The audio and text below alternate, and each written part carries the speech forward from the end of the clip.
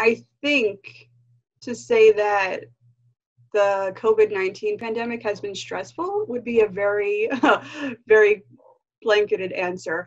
I know for me personally, it was definitely very, it didn't seem real at first. It was like, okay, first week, it's like I'm on vacation, didn't go to work. Oh, this is kind of scary. And as it went, it just became more and more surreal with the numbers going up, the news being on constantly.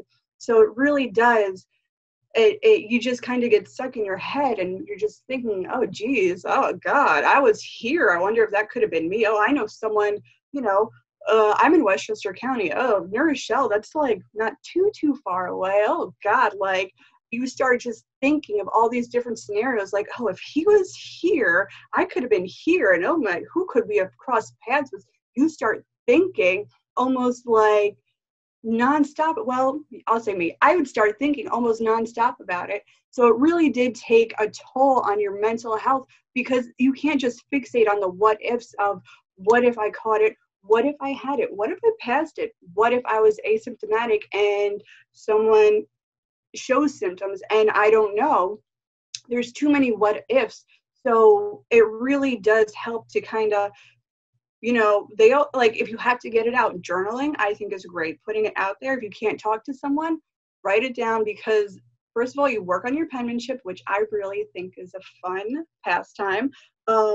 Then which is I wish I could take that back, but whatever. So penmanship writing, a plus from it, but you get it out of your body. You can talk to someone or even just I really think what helped is having that routine and waking up not pretending, but like actually going to work. I could very easily roll out of bed,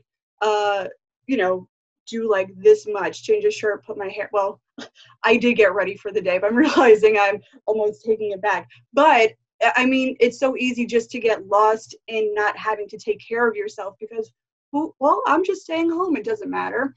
But having that schedule, going to work and dressing like you are going to work, putting that effort in, even though like I might not actually see anyone, I still need to put in like I am to keep as much normal as I can because the more normal everything else is, the less I feel like you can just go off with those what ifs and those will just bring you down. So routine,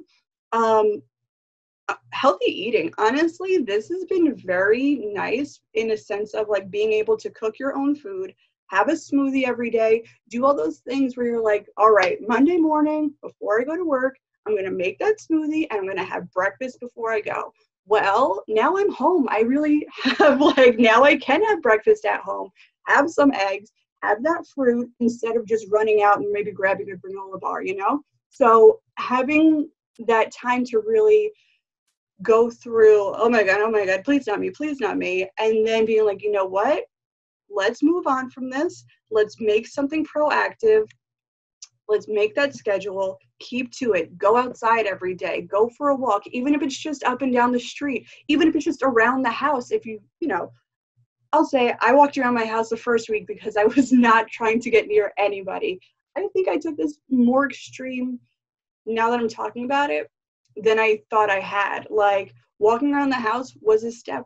Going up and down the street, another step. Now it's, evolved to, okay, let's go to the store and we're going to have to live this life now, regardless of what's happening because we can't change it. This is new normal until we have another level of new normal.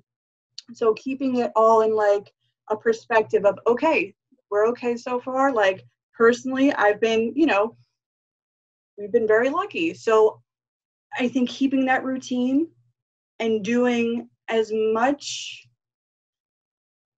I don't want to say normal, but, keeping it as normal as you can and cooking dinner, having something to look forward to, maybe having like a Zoom or a FaceTime Skype with your friends on Saturday. So it's something to look forward to. So it's not just like, well, what am I going to do? Nothing to look forward to. Little things like that. Even doing like a puzzle or paint by number. Those little things that you were like, oh, I'm not going to ever do it. Those have been highlights of weekends. And it's funny if you plan ahead and make it something like, ooh, I'm going to do this on Saturday. So you have something to look forward to kind of keep your spirits up, which I think is really the number one thing to do.